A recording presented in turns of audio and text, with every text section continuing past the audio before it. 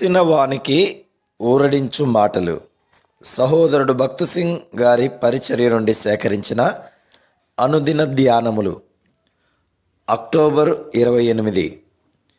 వారు నానాటికి బలాభివృద్ధి నొందుచు ప్రయాణము చేయుదురు. 84వ కీర్తన 7వ వచనం. మనము తిరిగి జన్మించినప్పుడు ప్రభువైన యేసుక్రీస్తును మన రక్షకునిగా అంగీకరించదము. కానీ చాలా సంవత్సరముల పోరాటములు విజయముల తర్వాత ఆయనను మన రాజుగా అంగీకరించుటకు మొదలుపెట్టదము.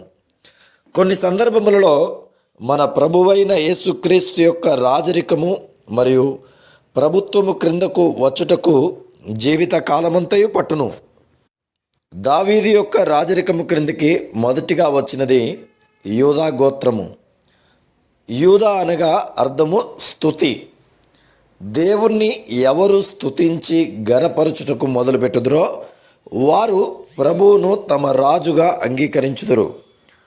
మనము ప్రభువును స్తుతించి ఆరాధించి మరియు ఆయనను ఘనపరచుటకు నేర్చుకున్న కొలది ఆయనను మన రాజుగా అంగీకరించుటకు నేర్చుకొనెదము. 2వ సమూయేలు 3:1 సౌలు కుటుంబీకులకును దావీదు కుటుంబీకులకును బహుకాలము యుద్ధము జరగగా దావీదు అంతకంతకు ప్రబలెను. సౌలు కుటుంబము అంతకంతకు నీరసిల్లెను. యోవాబు దావీదు పక్షమున పోరాడుచున్నాడు. అబ్నేరు సౌలు కుటుంబ పక్షమున పోరాడుచున్నాడు. ఆ యుద్ధములో దావీదును అతని మనుషులను వారి బలమును ఉపయోగించలేదు. దావీదు దేవుని చిత్తమునకు లోబడుటకు మొదలుపెట్టెను కనుక అంతకంతకు ప్రబలెను. కానీ సౌలు కుటుంబము స్వంత ఘనతను కోరుట వలన అంతకంతకు నీరసిల్లెను. అబ్నేరును అతని మనుషులను సౌలు ఎడల అపనమ్మకముగా నుండిరి. మన దినములలో కూడా అట్టి యుద్ధము జరుగుచుండుట కనుగొందుము. మనము అభిమానమును బట్టి ఒక మనుష్యుడు మన రాజుగా ఉండవలనని కోరుకుందాము.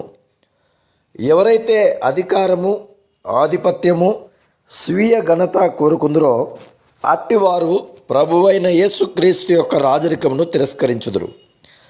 కానీ ఎవరైతే నిశ్చయముగా ప్రభు పక్షమున ఉందరో వారు ఆయనను తమ రాజుగా ఉండవలనని కోరుకుందరు.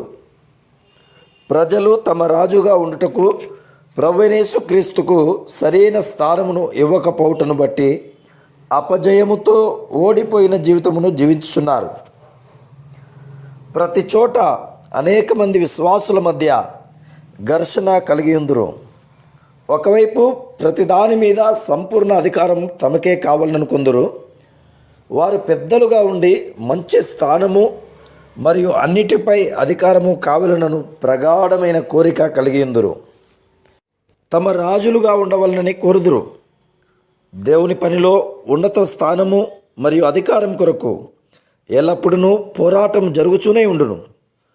మరొక వైపు ప్రభువైన యేసుక్రీస్తుకు తమ కార్యములలో నిశ్చయముగా మొదటి స్థానమును ఇవ్వగోరు ప్రజలు గలరు. 1 పేతురు 5:2-3 వచనములలో దేవుని సేవించు ప్రజలకు గల వివిధ ఉద్దేశములు మనం చదివేదము.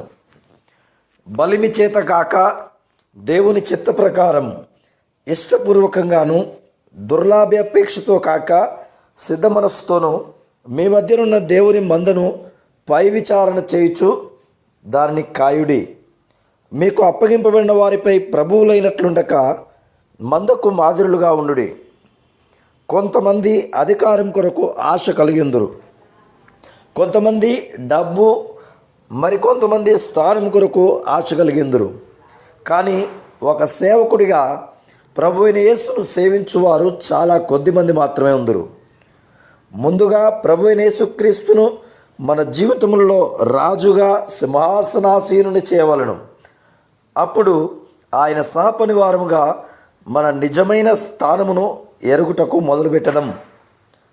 ఆయన రాజరికము ప్రభుత్వము శిరసత్వము క్రిందకు మనం వచ్చుట ద్వారా మాత్రమే ఆయనతో మన పాలిభాగత్వమును గ్రహించుటకు మొదలు పెట్టదము. Praise the lord.